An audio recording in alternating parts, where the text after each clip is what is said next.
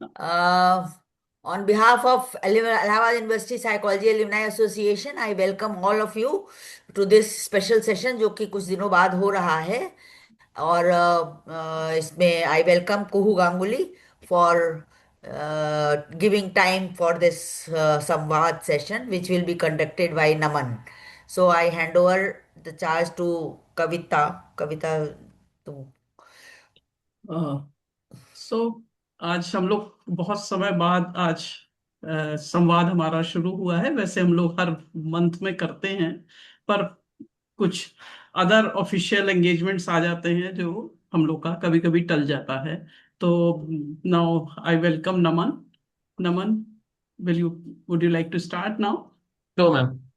Hello and good evening to all. I welcome you all for today's Samvad session. Today we have our guest as Mrs. Kuhu Ganguly. We are honored to welcome ma'am. Ma'am is a retired scientist G from DRDO and one of the leading expert in aviation psychology and aircraft accident investigation. With 15 years at Air Force headquarters, she has extensively worked with Army and Air Force selection centers. She has played a key role in shaping psychological evaluation and aircrew selection systems. She has initiated the role of counselor in Air Force bases and also started the role of aviation psychology and role of human factor specialist in aircraft investigation. Her remarkable blend of scientific rigor, psychological insight, and leadership continues to inspire excellence in aero safety and human performance. Ma'am, it's an honor to welcome you back to your academic home and to learn from your journey of shaping aviation psychology in India. We welcome you, ma'am. Thank you, Naman. Thank you so very much. I really don't think required so much of praises. But anyhow, thank you so much. So shall we start? Yes, ma'am. So, ma'am, yes, ma'am. So, could you please begin by sharing a little bit about your journey, how the journey from being a psychology student to a pioneer in aviation psychology? Okay. As you all know, I'm a student from Allahabad University. I have all my professors, most of them today, who have joined me. It is a pity that Dr. Tripathi is busy elsewhere. But nonetheless, I require all your blessings. And with the blessings of all my professors from Allahabad University, I could venture into a very different area of psychology, that is aviation psychology. This also happened after about, let's say, 15 years of my journey. Initially, I was posted with Air Force and Army selection centers. Thereafter, I was posted with Air Force headquarters. There, the need was felt that I should get into aviation psychology. Now, it is easy to say that I get into it. The most problematic area was getting the training. So initially, Air headquarters, um, they transferred me to Bangalore in Institute of Aerospace Medicine. My preliminary training was here in Institute of Aerospace Medicine in the field of aviation psychology.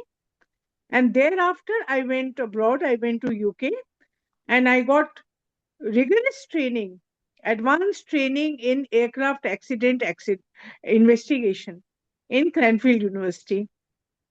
Thereafter, I could join Indian Air Force post accidents as a member of the team to investigate the psychological parameters and the human factors, mostly leading to human error accidents.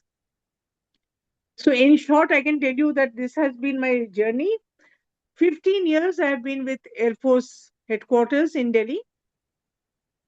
44 stations of Indian Air Force I have visited, not only for accident investigation, but also I was part of the inspection team of Indian Air Force. So to that extent, I think I'm blessed to have ventured into so many new domains of psychology, which was not traversed before. And I still remember when my DG in Air Headquarters suggested that I change my branch to aviation psychology, I called up Dr. Tripathi and I called up Komila ma'am and I asked for their suggestions and even Dr. Dalal. All three very wholeheartedly said that this is a very good opportunity and you must enter into this area. So this is my journey and I'm thankful to Indian Air Force for giving me such wonderful training. Otherwise, I wouldn't have come to understand anything. I've also worked with Air India and Alliance Air as well as Indigo. So it has been a very wholesome experience, and I hope now it is my turn to share some of my insights, some of my experiences, and I hope I'm able to motivate more people to venture into this area. So, so as you said, ma'am, you have visited 46 Air Force bases and all those. So, ma'am, how would you acknowledge the role of psychology department as to shaping your career? Exactly.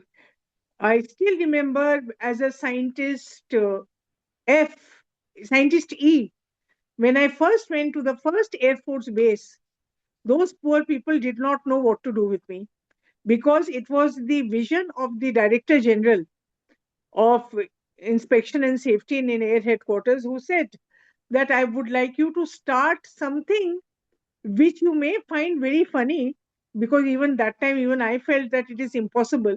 He said, I want a basic mental health of the Air Force station where we are going to do the inspection. So I said, in a week's time, how do I do?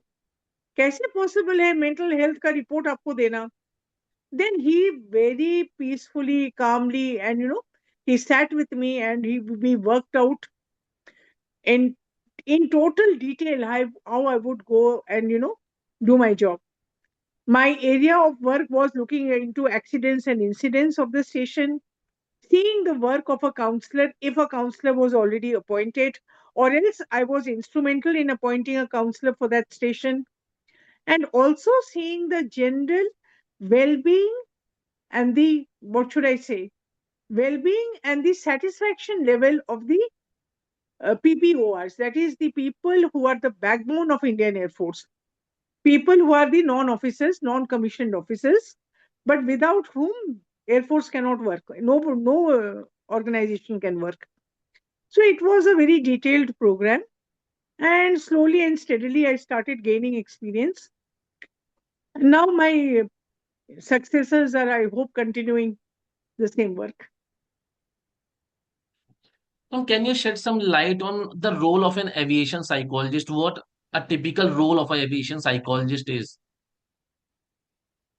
Uh, okay, in that case, I will come to aviation psychology and human factors a little later. Basically, an aviation psychologist has got 3 or 4 very important roles. First is to enhance the aviation safety of the organization or the institute or the unit where I am working. I will give you in detail what all this entails. Secondly, it was also felt that we need a human factor specialist to look into the human aspect of any accident, the intangible aspects which are just briefly they were being touched upon by the aviation medicine doctor because they had no psychologist at that point of time. And thirdly, aviation psychology also entailed research work with the massive data that we had in the headquarters on the causes of incidents, causes of accidents, and most important, to get into the preventables. What are the actions that could have been prevented, which were overseen, which were overlooked, which did not come to the fore, to highlight all those aspects with the sole objective of minimizing accidents and incidents and enhancing aviation safety. I was also doing the selection and recruitment of pilots, not only in Indian Air Force, but also in Air India and other, I've already mentioned Alliance Air and Indigo. So they used to call me as and when required basis. So it has been, quite a complex kind of work that I got into. But the area is even today not traversed properly. There is lot of work that can be done. I had to retire at some point of time, but there is a massive scope for aviation psychology to grow. Right. So, ma'am, as you mentioned about the pilots and the selection of crew, so what are the factors which are kept in mind while the crew selection or the pilot selections? What are the psychology behind Okay, those now here factors? I will just divide into two broad aspects. One is the civil aviation, one is the Air Force. Okay, both the aspects are different. In Air Force selection boards, we do the set psychological testing that is dictated by DIPR. By and large, it is the same for all the selection centers, except we give some degree of importance to a few qualities which cannot be compromised upon. Now, since the selection pattern is confidential, I cannot tell you any further aspects of the qualities that are being selected. However, in Air India and in Alliance Air, I joined in 2015. So that time I was told to devise a open-ended questionnaire, which I had done. No tests were taken by me, and we were selecting Airbus 320, 347, and one more Boeing pilots. So there, the parameters I kept more or less the same, but the content of selection was a little different, and I had to adapt to the requirements of the civil aviation. Today, I am a member of Civil Aviation, Ministry of Civil Aviation, heading human factors, that is DGCA. And it's all, day by day you learn. Every day was a new learning for me. And as I progressed, I kept learning more. There were So these no are the, predecessors for me. and ma'am, what about the pilot aspect, the Air Force pilot? What exactly would you like to know? So, ma'am, the human factors which are responsible or the kind of crew selection. So, what are the factors which you look into a pilot, and what are differences between the commercial flights and the pilots? Okay. See, Indian Air Force flying is very different from civil aviation. Air Force flying is way more difficult. The aircrafts, the jets, the fighter aircraft, especially the trainers, their role is very different. They are doing multiple activities. There is, aerobatics, there is fighter training, there is missions are every second day, made by the headquarters, even during peacetime. So their role is different, whereas in civil aviation, it is very simple. It is looking after the safety of all the passengers that you're carrying. The pilot and the co-pilot or the second in charge are responsible for the safety, and that is paramount in their mind. Right. Okay. So, ma'am, would you like to share an example in which psychological factors play a role in an incident? यार ऐसा करते हैं उससे पहले because we are jumping onto the cart and horse वाली बात है. Let me give you a little insight of aviation psychology, human factors, and then I'll come to the case study. Right.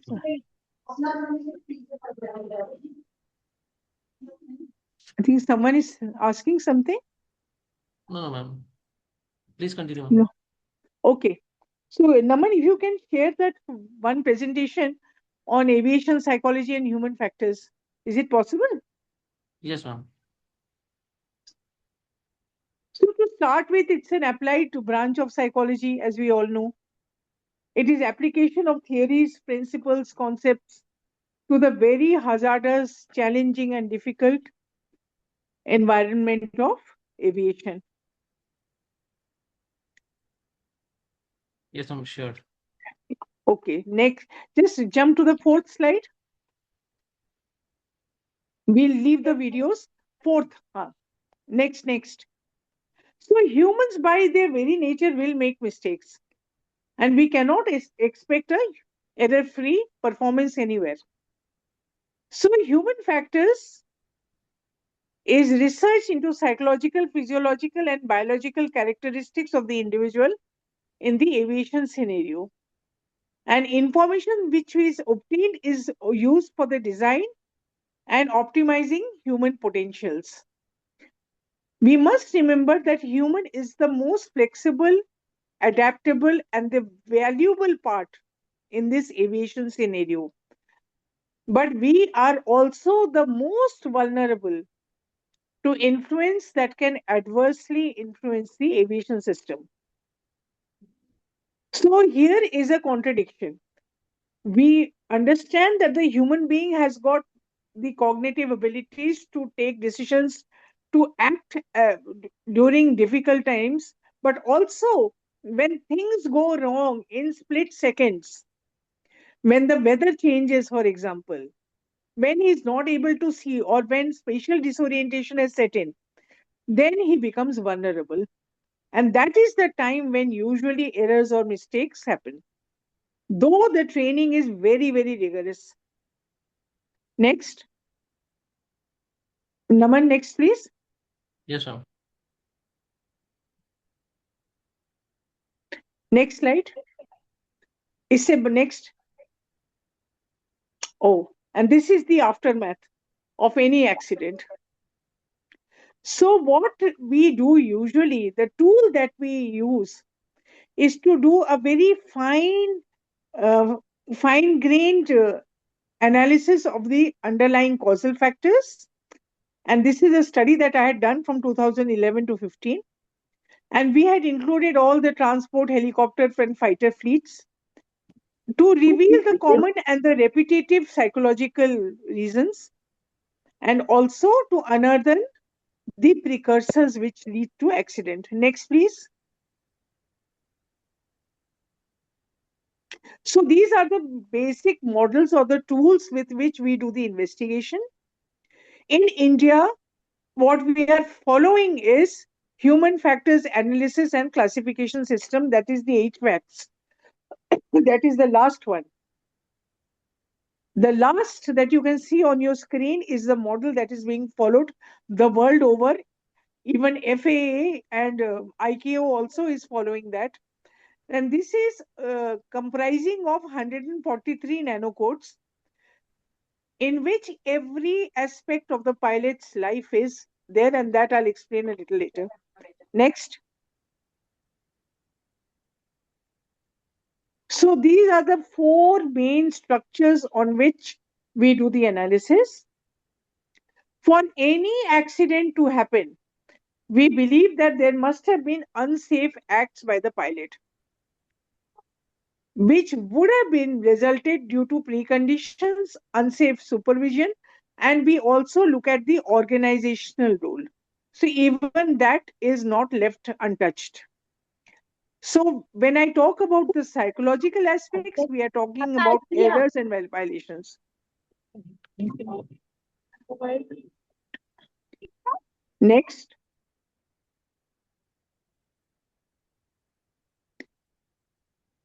So this is how psychology plays a part.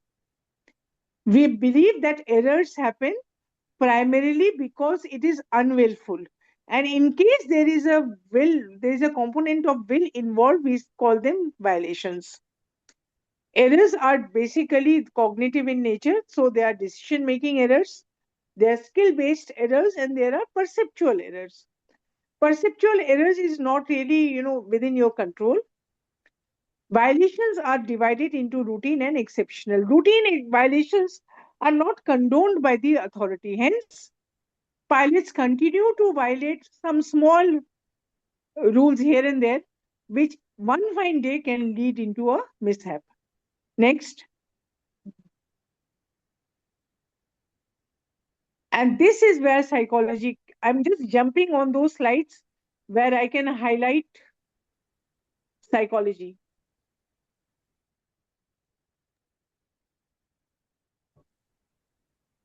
Just a second. Okay.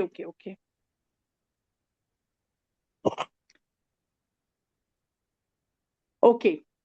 So here we have, when we talk of the preconditions for unsafe act, basically what made the pilot act the way he did. There could be adverse mental states. There could be adverse physiological conditions. or there could be inherent physical or mental limitation in the pilot. And as far as the operators are concerned, the crew resource management and the personal readiness of the management system is also looked into. Next. Next. So this is in percentage, I can tell you the data that I have, which I can share from 10 to 15. So you will find that 42% of the accidents were due to unsafe acts, 40 due to preconditions which were not seen, 9% supervision, and 9% organizational. Next.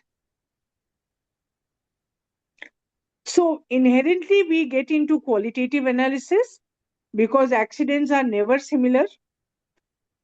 Also because there are different kind of aircrafts, and because we have different kind of fleets, the nature of accidents are also very different. So in qualitative analysis, we believe that accidents never happen due to a single factor. The errors are always in quick succession, or it could be altogether. Cognitive limitations, stress, lack of resilience, situational awareness, emotional imbalance are often the inherent causes. Hazardous attitudes, I'll talk about that a little later, of the pilots, which need to be first observed and then curbed.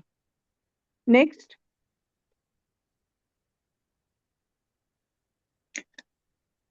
So when we talk of skill-related errors, we find it could be due to inadvertent use, wrong selection of controls. It can also be due to fail to prioritize attention, or we often say channelized attention. Due to inexperience, we have pilots getting into PIOs, that is pilot-induced oscillations. I've just spoken about tunneling of attention. Of attention happens when you're fixed to a single part of the aircraft and you do not take into cognizance the multitude of information that you need to see. Tendency to stick to wrong selection. You've already selected a panel and you're ignoring the warnings. The warnings are continuous, but because you feel you're doing the right act, many a times you continue doing the wrong action. Being dogmatic and rigid in continuing to land. So even though he's getting inputs that he has to go around, he cannot land. The pilot usually will like to land to Mother Earth because for him that is the comfort zone. Continuing flight in adverse weather conditions. This also happens very often. You know that the clouds are covering, you know that the weather conditions are not good. You know there is already you've got inputs that you should not be flying. But because of get homeitis, that is, you've been flying for so long that urge to come back home, to get back with your family, this happens in airports quite a lot. That inherent, what should I say, that need is so great that you take the risk. Chalo, kar lete hain. Next. Now, coming to psychological aspects, maybe the pilot had insufficient time to grasp and assimilate the basics of flying. This I have uncovered, especially during analysis of accidents with the trainees or the ab initio pilots. What happens is that they are not able to grasp, yet they go on mugging up all the possible information that they can possibly have. Thereby, neither they are able to assimilate nor are they given their brain any time to grasp what needs to be understood. Miscommunication between the instructor and the pupil. Despite heavy turbulence, you keep on pressure on the rudder pedals, that is, you continue to move. Panic and emotional arousal leads to poor judgment, impaired memory, and incorrect selection of the controls. Physical and mental fatigue will automatically set in with so much of things happening, which finally lowers your situational awareness. Next.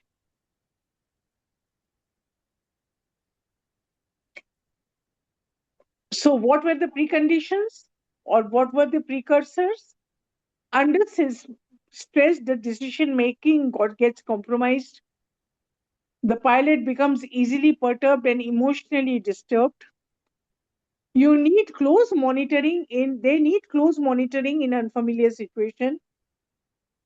Limited multitasking and spare mental capacity, which they must always have in reserve, that is not available to them due to cognitive overload, due to, information processing not happening. Coning of attention is what I talk about when I talk of tunneling of attention, leading to perceptual tunneling.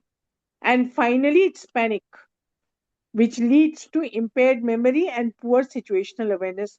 And we must remember that all this is happening, let's say, within 5 to 10 seconds. So you can imagine what is the kind of pressure inside the cockpit. Next.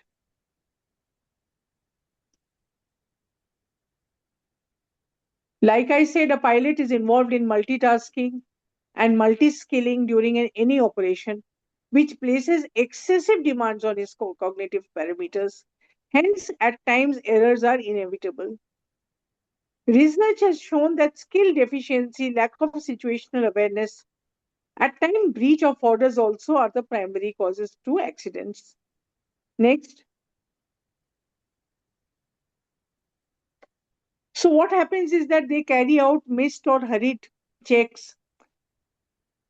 While landing, they don't get into instrument landing system for their approaches. There is a lot of fatigue that leads to coning of attention. Maybe the pilot did not take sufficient rest because there is a mandatory 12 hours bottle to throttle kind of a rule. And the pilot has to mandatorily have 8 hours of rest before he starts the day. Continuing flying in adverse weather conditions. This usually happens in the Northeast, where the weather changes dramatically and the weather remains bad for days together. And at times he has to fly because there is no other go. You may remember I spoke of errors. Now I am talking about violations. I'm sorry, I just spoke about violations. Okay, now I'll talk about the personality and the hazardous attitudes. Hazardous attitudes often culminate into violations. Some pilots experience momentary lapses, while there are isolated cases of inattention, fatigue, or stress. Next. So there are primarily 5 hazardous attitudes. First is the anti-authority, where the pilot feels that I don't need to listen to the authority, I have enough experience. Ego, of course, is very fragile with them. Impulsivity. Mostly you will find them the typical type A kind of people. Hence, they are called 5 deadly sins. Invulnerability, it cannot happen to me. They feel that accidents can never happen to me. There is also that kind of people who are macho. They don't like to take any input from any other person. And final deadly sin is resignation. You have to maintain a nice guy image. Socially, they come under pressure because they cannot say no. They don't like to deny an operation. They feel that if it happens to me, it can happen to me any day. So they accept whatever is being given to them. So these are the 5 deadly sins which have been brought out in the aviation research. And we need to make the pilots wary of them. Like I said, they need to be made aware of these things. And then they are helped to make their own decision making, do their own risk assessments, and identify their own vulnerability, for which we have devised a tool in Air Headquarters. Next. I won't get into this accident review. I'd like to take up a few questions before I get into any case study, I think. This is a civil accident review, or would you like me to talk about it? We would like you to continue that accident case, and then we'll take up the questions at the later end of the session. Okay, next. So this is a very typical civil accident that happened, and this was the brief. This was an Antonio AN-32 aircraft, and it was planned on a planned mission. And this happened from Kema Airport to Congo in 1997. This is an actual case. The aircraft was on wet lease from Moscow Airways, so it was not their own aircraft. Next.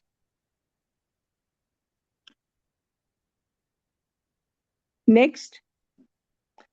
So this is what happened. The aircraft overshot the runway.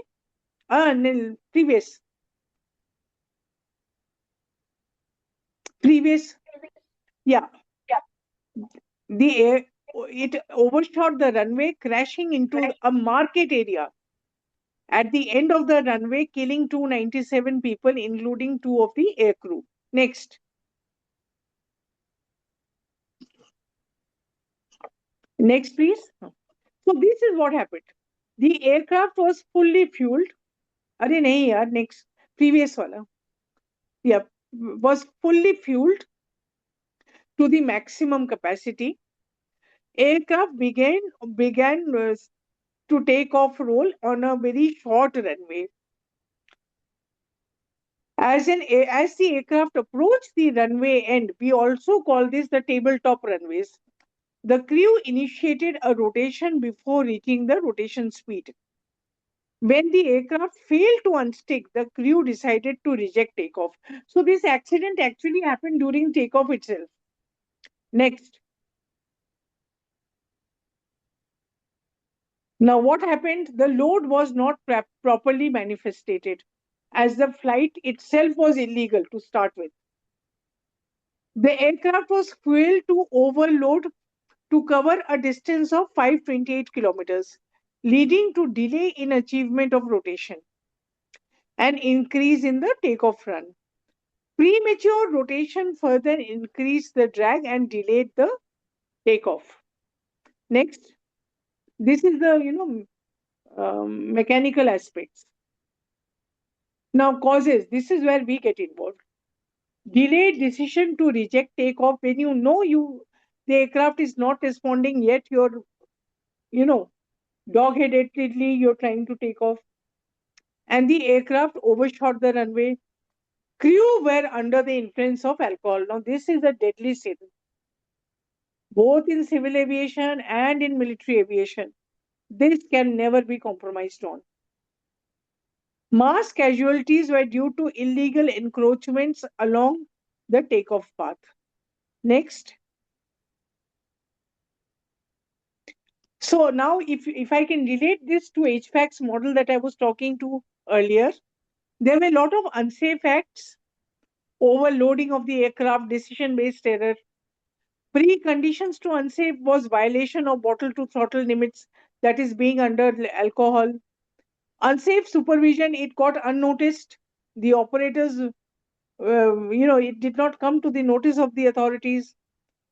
And organizational influences were rewards for flying overloaded aircraft.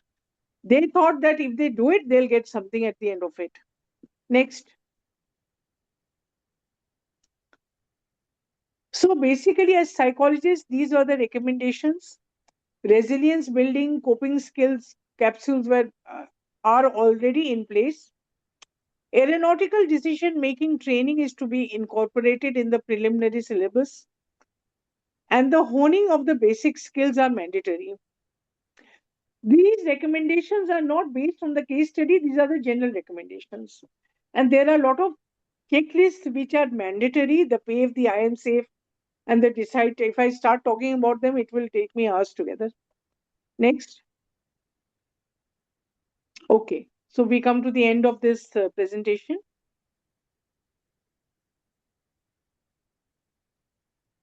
Yes, ma'am. Yeah, so I hope I could throw some light into how accidents happen. And this was a civil accident. I have another Air Force also case study, but it So, is, ma'am, I have a question because it's just so fascinating to know about the kind of the role it goes through. So, ma'am, have you ever discussed this with any of the survivor of a pilot yes. from the aircraft? So, what's the psychology behind that? What is the process or the thought process when this kind of accident happens? Okay. So my role after my training in Cranfield, when I started going along with the Air Force teams post accidents, where the survivor was available. There are some accidents which are fatal where we can do very little, but accidents also happen where the survivors are very much available. Usually, I used to go 2 days after the accident. I never went with the initial team because that time I had to give to the pilots because they were under scrutiny, they were under a lot of pressure.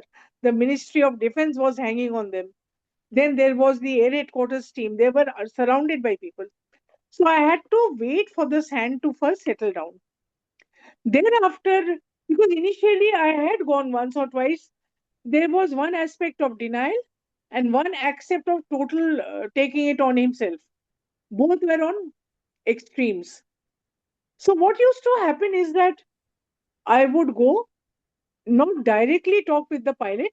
First, I will go through the court of analysis, a court of inquiry, whatever report was already available. See the video again and again and again. Already, I would have seen it 10 times at air headquarters of how the accident happened, at which ways. Take out the blue book. That is the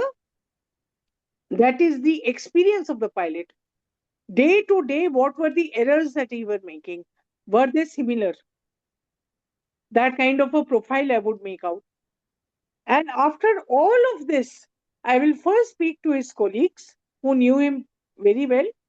Maybe on the second day, I would take time from the pilot.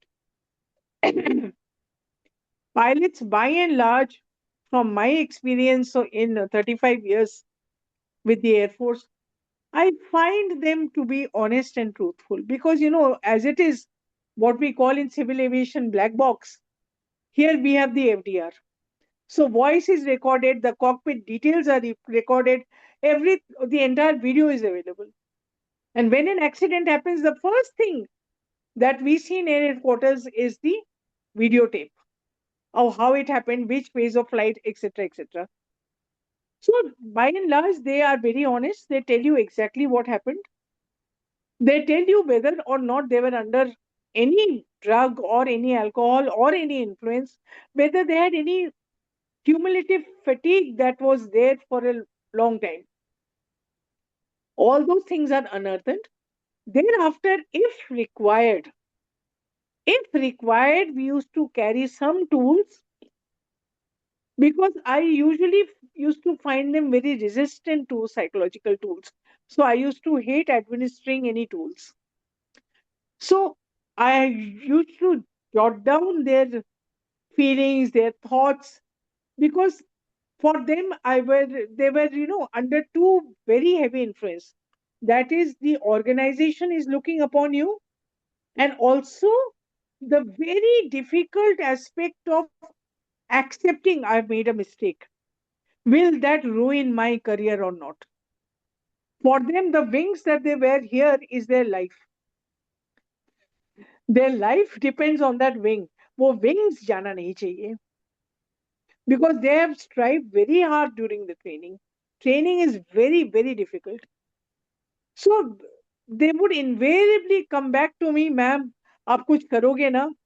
Ma'am, please don't let them, take very much punitive actions against me. That kind of thing. And wherever possible, I used to highlight the human errors. I used to highlight the vulnerabilities, the basic vulnerabilities under which he may have got into some kind of a stress. And then invariably, I used to give a detailed report to the DG. And then towards the end of the court of inquiry, I was also a member. and then it was the organization that took the action. But it's Adding very on, stressful, very stressful. so ma'am, my next question leads to that, ma'am. There's a mechanical aspect to whole of the incident, and there's an emotional side of the whole of the aspect. So how do you handle this into the investigation? Okay. So basically, we have 4 different kind of causes which lead to aircraft accidents. One is the technical defect or the mechanical issues. Second is the human error. Human error could be due to mistakes or errors made by the pilot, or human error made by the supervisors or the technicians who ready the aircraft for you. Many a times they also falter. So factors or human error is divided into human error aircrew, human error servicing. That is people who service your aircraft. That is the technicians basically. Then there is bird strike, another very important aspect. Fourth is the weather conditions, especially in the Northeast, where the weather changes dramatically. Even in US, there are some states where it becomes very windy all of a sudden, where it becomes difficult for the pilots to handle the aircrafts. So these are the 4 basic causes known and accepted the world over. ICAO, FAA, all accept these 4 very basic reasons. And my role was only getting into the human error part. We no longer call it pilot error because that is demeaning. And also, I strongly believe that no pilot intends to make any errors. अगर होता भी है, it is not intentional. Intentional होगा तो क्या हो जाएगा? Violations हो जाएगा. अगर violation होता है of the SOPs, that is the standard operating procedures, then that is handled by the organization. There also, I don't have much of a role. So my role is emotional aspects, like you said, panic, cognitive overload, situational awareness, and many a times we have also seen that the information processing capacity of the pilot, which itself it's very great because they've been rigorously trained for that.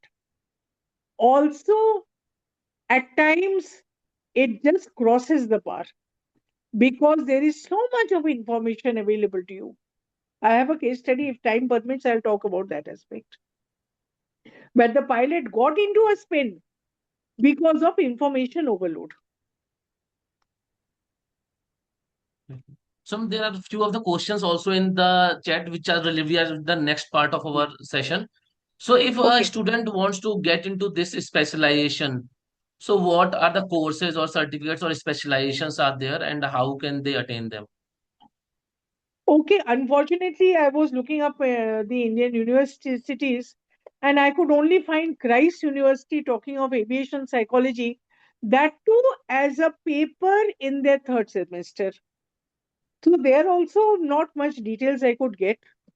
By and large, in India, as on today, it is Institute of Aerospace Medicine in Bangalore and IFS, that is Institute of Flight Safety, that gives you detailed training in aviation psychology. Talking of abroad, if you go to UK, there is the Cranfield University, which is one of the pioneers. They give you short-term courses and long-term courses, but the courses are extremely costly, very expensive. Luckily, India government could bear the cost for me.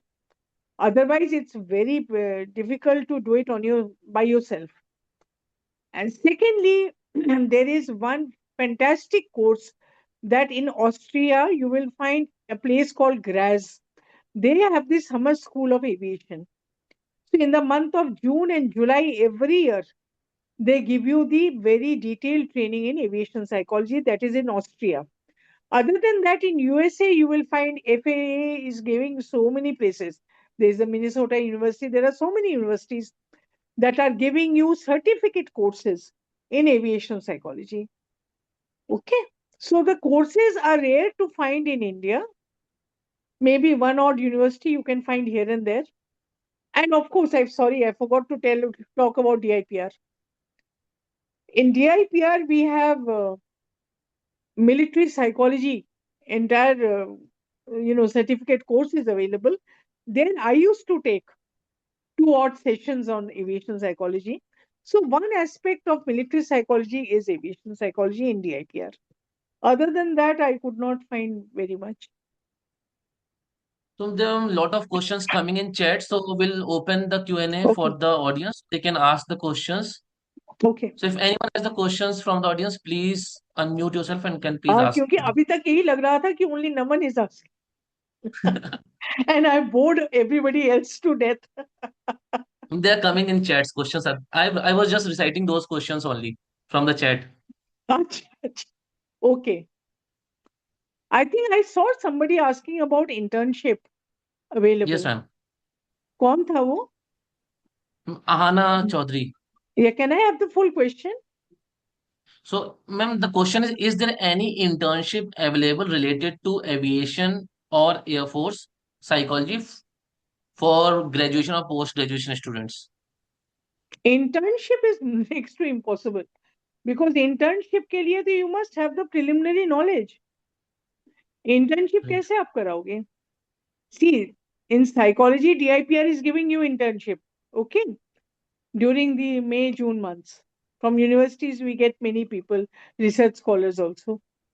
But in aviation psychology, it is difficult primarily because aviation psychology is mostly being worked upon by Indian Air Force. And the data that they have, they will not share. Everything is confidential there, the court of inquiries, the accidents, even what happened yesterday. I think we are all aware what happened in Dubai. The court of inquiry has already gone. They've started their work. It was a very, very, traumatic way of losing one of our pilots. Not only that, the Air India crash that happened this year. So all the details and all the information is very confidential. So at best, we can train you in aviation psychology. That too, internship as on today's date is right now not possible. In DIPR, there is a division called Human Factors Division, but to the best of my knowledge, they are not giving you any internship as such.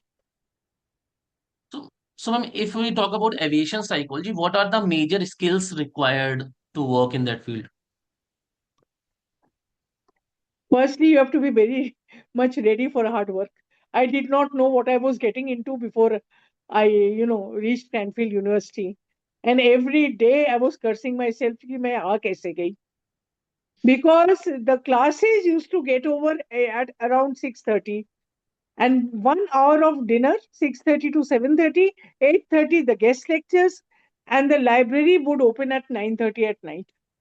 So if you have stamina, you go to the library. People like me could never make it, except for the weekends. So Saturday, Sundays were library time. Secondly, it is the passion to know more. And thirdly, and the most important aspect is getting a good instructor, getting a good mentor. I was lucky to have my principal director in air headquarters who was with me day in and day out, very painfully explaining to me, for example, what is angle of attack, what is alpha of the aircraft, what does pitch mean, how does that get into an accident. Every single detail was being explained to me. So when I used to go with the teams to any base, it was a learning experience for me. Learning from the medical people, from the mechanical people, and also from the pilots themselves. So you have to be ready for grasping and like a sponge taking in as much as you can possibly do, and then coming home and reading it all up. Skill So, as ma'am, such, lot so more I questions. can't think of any skill.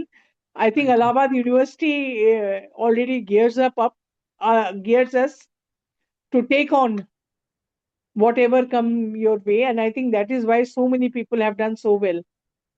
So it is So, basically the inclination, the curiosity, and right. the passion to know what has yet not been unearthed. That's all. So, ma'am, As lot simple more as that. questions are coming And in moreover, chats. one more thing, Naman. Being paid Yes, for ma'am. what you do. Being paid That is the for core. what you do. That too. by the Indian government. Right. So another questions are there in chat. I would be reading them one by one. So the one question by Kritika ma'am, training in India seems to be post recruitment. Is that correct? So most of the So, trainings which are in aviation psychology are after the recruitment. Is it correct? rec- see, the training that I spoke of are for DRDO scientists as well as for Indian Air Force officers. And obviously, it is only once you become scientist F, scientist B, and you specialize in aviation psychology, you decide to leave your comfort zone of counseling, clinical, organizational behavior, etc. And like I took the chance, I said I want to go to air headquarters. There was Right. an open application. I was posted in DIP at that time. And when I went, I found that the world is there for me to, open. It just opens up. Day by day, it opens up. And as you show your inclination and your interest, the instructors also take a lot of interest in explaining things. And yes, without being getting into a DRDO job or being an Air Force officer, it is difficult to get any internship or any. But abroad, it is not the same case. Cranfield University, anybody can go if you Mhm. meet the certain criteria, or even in FAA, or even in US, or even in Austria. There, things are not so difficult. But do remember that this is a very expensive training and course mainly because wherever you go, they must have their own airfield. They must have their own museums, etc., etc. So it entails lot of cost. Ma'am, there again a question on similar lines. What are the essentials for becoming a scientist in India? And what are the research opportunities after completing masters in psychology? I think, ma'am, that's a similar question I asked you. No, no, no, no. Is this scientist you're talking about DRDO or Yes, ma'am. ISRO? What kind of scientists are we talking about? Or the private sector also, we have a lot of scientists. Ma'am, it's So right generically now, mentioned scientist. I can talk about DRDO scientist. Okay, now Yes, ma'am. that is my comfort zone because last 35 years I've done only that. So I think Kritika would be very well familiar since Shubham has become a scientist B and he's with us in DIPR. But people who may not be aware, you have to nowadays. I till this year, I was a member of the panel for the selection of scientists. So it is a very detailed system. Initially, there is a written examination. Based on your written examination, your net, that is JRF and the net scores, as well as the this thing. There is this other thing that they have introduced, not GMAT, the graduate entry जो Gate. है ना, Gate, Ma'am, gate, gate. gate GATE. gate exam. Yeah, gate that score gate score of 8 and above. After that, only you are called for the interview. So last year, can give you the statistics. I was there for the first 7 days of interviews. Next 7 days, my colleague went. It went on for 14 days. And we were getting about, let's say, about 100 or 150 total applicants. And out of them, we selected finally 12. So it is difficult, no doubt.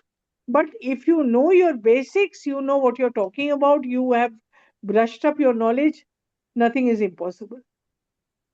If you have done your PhD or if you are in the process of doing your PhD, even better.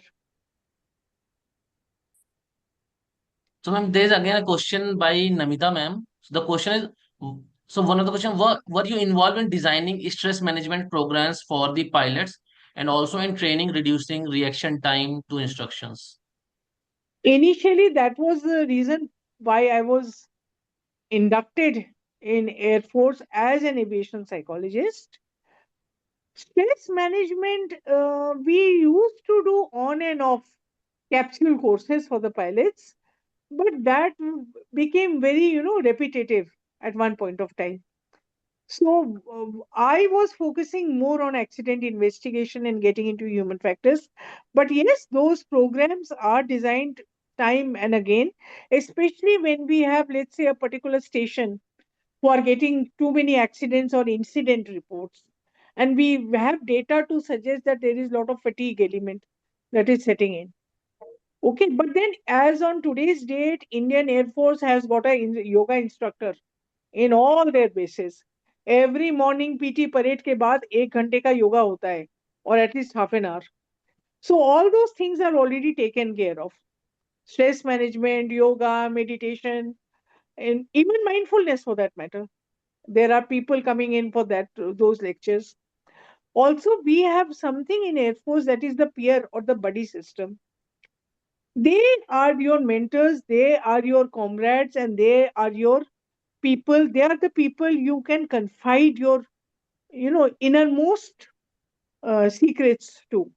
For example, if you have make any mistake, you don't want to tell your instructor because you may be penalized. So the buddy system acts in a very good manner. So all that is already in place. Right. So there's one more question. So are there other institutions in India that recruit psychology graduates as a scientist beside DRDO and DIPR? Not to my mind.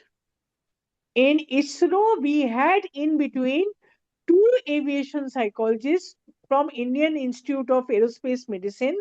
They were loaned to them when they were designing this, for the space aircraft.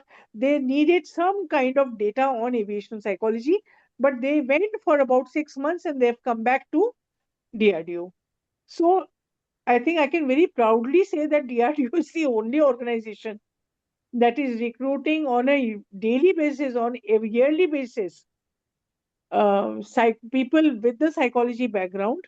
Not only they're recruiting, they're training them intensively. So beyond the career aspect, there's a question. So what part of your job did you enjoy the most? And what's the bit Without, you genuinely look forward to? beyond doubt, it was my life in air headquarters. Beyond doubt. I don't need to think twice, and I accept these kind of, presentations only because of, it puts me in my, comfort zone. So getting into an airbase, seeing the kind of uh, difficulty, stress, hazards that they're working in day in and day in and day out. Getting into the debris, initial debris itself is very traumatic. When you first see the kind of the aircraft, you can imagine what the pilots would have undergone. So it is very challenging, but it is very rewarding also. And end of the day, getting a thank you letter or the thank you note from the air commodore of the station saying that thank you and helping us get insight into so many aspects that we never thought of. I think that was the biggest reward and the best part of my life, no doubt.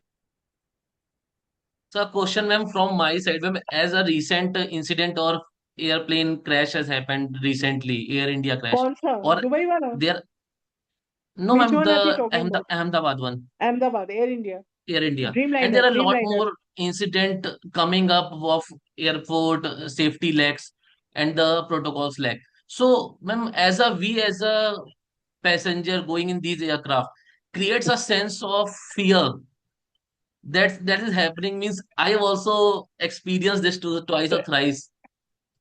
So what would you say on that? Inherently, the civil aircrafts are very rigorously, the instrument panels are such that they take care of everything. Even if the pilot goes off to sleep, there is the autopilot that is working. Secondly, you have the second pilot, and you have the third mechanical engineer sitting inside the cockpit. Right. Turbulences do happen. There are times when turbulences go on for a little longer. People do get into panic, but it is the skill level is such that honestly, I don't think we need to worry. And there is something called a fate. Believe you me, Naman, I never believed in fate till I got into Air Force. And why? I'll just give you one incident that woke me up Because my father taught us कि fate तो हम खुद बनाते हैं, destiny हम खुद बनाते हैं, and that is how in a small town like Allahabad I was groomed. अपना किस्मत खुद बनाओ, अपना destiny खुद chart out करो. But when I came into air headquarters, I was in a DASI mission, that is Directorate of Air Safety Mission Inspection. I had gone to a place called Pune. This is the only detail I can give you. So there was a very experienced instructor with us. He had gone to check the pilot's skill level, and it is done without notice. We are told in air headquarters, you get ready, this day we are leaving. The station is often not told also, because their readiness has to be accurate 100% every single day. That is the theory. So what happened is that when I had gone there, everything was fine. We started our day, we started our work. It was a Su-30 aircraft, that much I remember. So the pilot was a highly skilled pilot who was being tested by an instructor who was just about 2 courses senior to him. So maybe 1 year senior to him. Both were very highly skilled. So during one phase of the fight, they had to eject. Okay, that ejection was also pre-decided by the instructor because he was testing the skills, whether the pilot is able to eject immediately or not. So the ejection took place. But believe me, one of them came back to Mother Earth, the parachute opened without a single scratch on his face. And the other one landed on his face. Why? Because that particular day, the parachute did not open up. The parachute has opened up 99% of the times. That particular day, there was some some error inside the weaving of the ropes. Okay, and that had to happen that day. So we came back the very next day with one coffin in the same aircraft and the instructor. So destiny is always there, especially in very hazardous tasks. And so rather than just have faith in God, don't worry whenever you're traveling, and we have to travel. It's not something that we can, do without. So I will only say keep your faith intact, and that's about it. So we will again open the stage for the audience. If they have any questions regarding aviation psychology or psychology as large as a career option, please let us know your questions. And then Actually, I can't see many people. I think the video is not on for many video is people. off. Miss Sunday, so generally people keep their off and then listen to the audio and enjoy the conversation. I can see Ruchira Tripathi, but uska bhi off hi hai. Okay. I can only see her picture photo. So I think ma'am, most of the questions are answered from which have been asked, and we are also at the end of our session. I think Dr. Kalpana has also joined. I can see Dr. Komila. Komi ma'am, good evening. I can't thank you enough for your, that time you told me to get into this area of work. I will always remember that. Hi, Kalpana. How are you? Unmute, unmute. Fine, ma'am. I'm traveling. There'll be a lot of noise. I'm Okay. fine, ma'am. Thank you for asking. And I can see you are well as well. Lovely narrative, ma'am. ये तो कुछ भी नहीं है. I've just touched on the basics because Very this is a fascinating. subject in itself. 15 years I've worked in this area. तो हम कितना भी करें, 1 घंटे में, I told Naman it's an impossible task, but I can make a beginning. इतना कर सकते हैं. I have 2-3 beautiful case studies. Maybe some other time if people are interested. Because that will give you actual insights of how, memories compromise, how cognitive tunneling takes place, how attention leaves you and ultimately how panic sets in. I still remember the words of a pilot when he had ejected from a Jaguar. Jaguar is one of the very important fighter fleets of the Indian Air Force. He was into spatial disorientation. I'll talk about that maybe some other time when we have more time with us. And he knew it, that he's into spatial disorientation. Spatial disorientation is when the mind and the body do not coordinate. And he kept saying, Ma, mujhe bacha le, because I have heard that audio over and over and over again. And he kept saying that, I'm sorry, buddies, I have let you down. I'm sorry, Indian Air Force, I've let you down. So he's ejecting, and before ejection, these were his words. So we can only imagine the kind of stress, the horror, the panic that they experience in those 5 or 10 seconds. Minuscule of a second, also, I've seen accidents happening. So, as a psychologist or an aviation psychologist, I feel I'm just this small in the entire business of aviation. There are people who are doing such fantastic, difficult work, and I'm proud that I could get into it. At least मेरे को insight तो मिला, कुछ तो सीखने को मिला. Ma'am, वो as इस it looks हमारे from outside very fascinating and everything, but at the same time, it's very emotionally draining and challenging. Seeing Absolutely. That those is many why injuries, I'll accidents. just take a moment. I'll tell you how their families of the pilots, how they are sensitized. The families of the pilots are sensitized. The wives are actually addressed by the senior most lady of the station.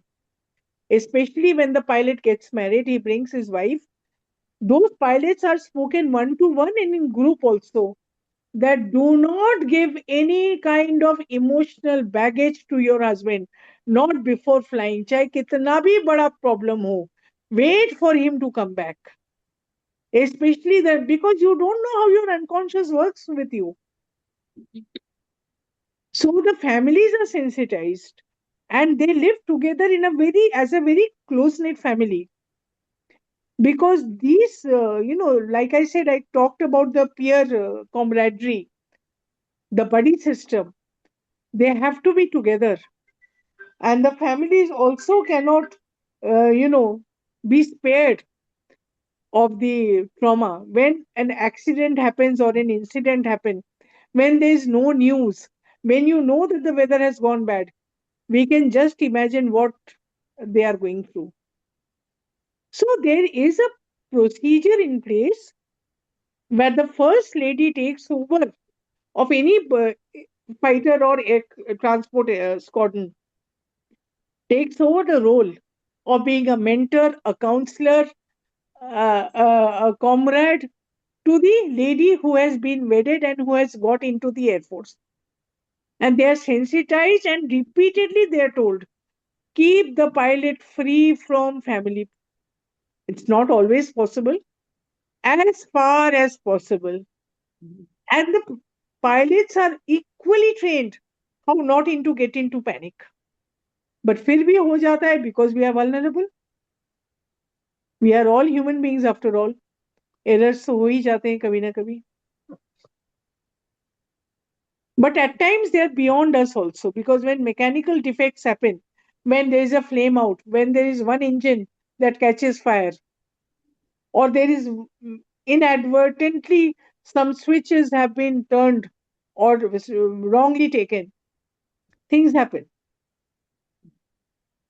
Hence, it is challenging. I think Kuhu has got number of such incidents to share. और Right. ऐसा है कि हम लोग students के साथ में और सबके साथ में हम लोग रिकॉर्डिंग शेयर करेंगे, and whoever has any question or want to have dialogue with you, they will on the personal level they will share with you, contact you. Okay. Over to Naman. Okay. So let's coming to wrapping up the session. Thank you so much, ma'am, for sharing so much insight and the kind of perspective, the emotional side of the aviation psychology, which is really we get to know about the accident, but we really get to know about the emotional side of it or what psychology side of it, why the accident has happened. So thank you so much, ma'am, for bringing that side to us. Thank you for enriching us, and also to our students to letting them know what are the career aspects. So thank you so much, ma'am, for the session. Looking I'm forward to so have many. humbled. Thank you so much for having me. It's been a sheer pleasure talking to all my people who have taught me psychology. Most of them have taught me psychology. Gyan Mudra ji, Kavita ji, they were our seniors. So it's with lot of humility, with lot of respect. Namaskar and pranam. कुहू को हमें Thank you ये so much, पता था ma'am. कि she is a very good classical singer, ये नहीं पता Are था कि इतना अच्छा बोलती भी है. You have done I, very very nice presentation Kuhu. और हमारे इसका संवाद का एक बहुत बड़ा ऑब्जेक्टिव यही है कि हमारे स्टूडेंट्स जो हैं वो ये देखें और जानें कि हमारे लिए क्या क्या कैरियर ऑप्शंस ओपन है, ये व्हाट वी एक कैन डू ऐसा इन डिफरेंट फील्ड्स, है ना. एक ऐसा और करियर है जिसमें बहुत स्कोप है. इट हाँ. The sky is the limit. Hmm, the sky is the और लिमिट ऑनेस्टली. हाँ, और संवाद हम लोग हर महीने ऑर्गेनाइज करते हैं. और उसका मेन ऑब्जेक्टिव यही है कि हमारे जो स्टूडेंट्स हैं और एल्यूमनाई हैं उनके बीच में एक इंटरेक्शन हो, और वो उनके एक्सपीरियंसेस से सीखें, लर्न करें. And it is the sincere effort of Naman that we have continued this samvad, and I hope we will now be regular इन संवाद. ये हमारा काफी समय से चल रहा है, हमारे ख्याल से जब से हम लोगों ने एसोसिएशन बनाया है. Since then we are going with Samvad. और हमारे कुछ लोगों ने क्वेश्चन पूछा था कि हमारे लिए क्या और कैरियर ऑप्शंस हो सकते हैं. तो संवाद की recordings are available on our website. Please go through the website, और वहां पे आप रिकॉर्डिंग देख करके आप हमारे अदर जो हमारे एल्यूमनाई ने अपने अपने प्रोफेशन के बारे में बताया है उसको आप देख सकते हैं, सुन सकते हैं. और अदिति हमारे साथ है. अदिति काफी अदिति साइलेंट रहती है लेकिन शी हैज ज्वाइंड, और वो जो है एक बहुत बड़ा सपोर्ट है हम लोगों के लिए. Thank you Aditi. अ, मैं आप लोग से, जो लोगों ने अभी एसोसिएशन नहीं ज्वाइन किया है, I would request you to please join the alumni association. और आपके ये जो छोटा सा सब्सक्रिप्शन है, it helps us to carry out our efforts, और हम काफी प्रोग्राम्स ऑर्गेनाइज कर पाते हैं. एक चीज मैं और बताना चाहूंगी कि नेक्स्ट 6 जनवरी को हमारा एक बहुत अच्छा प्रोग्राम होने जा रहा है, जिसमें कि शिकागो से हमारे एक प्रोफेसर आ रहे हैं, और उन्होंने रिसेंटली 23 सितंबर को professor Durganand Sinha memorial lecture भी दिया था. See you all in the next Samvad और next program on 11th. So do join on 11th December. 12 December, 12 Thank December, you. 12 Yeah, December. 12th December. So, Mm. Okay. We will So announce. we'll okay, now. keep you updated on the WhatsApp group. And thank you so much for all for joining the session. And a special thanks to ma'am for getting ready for a great session and giving us sharing so much insight to us. Thank you so much, ma'am. Thank you, thank Kohu. you, Kohu. thank you, Thank you, thank Kohu. you, Thank you, thank you, Naman. and pranam, pranam. Okay. Thank you, ma'am.